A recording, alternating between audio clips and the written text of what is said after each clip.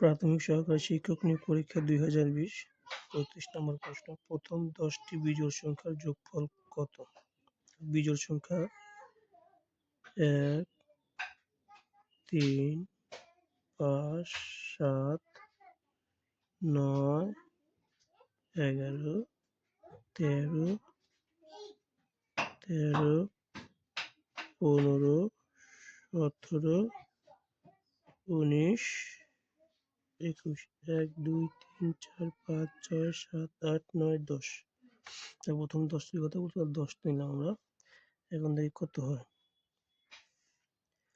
19 আর 1 20, 17 আর 3 20,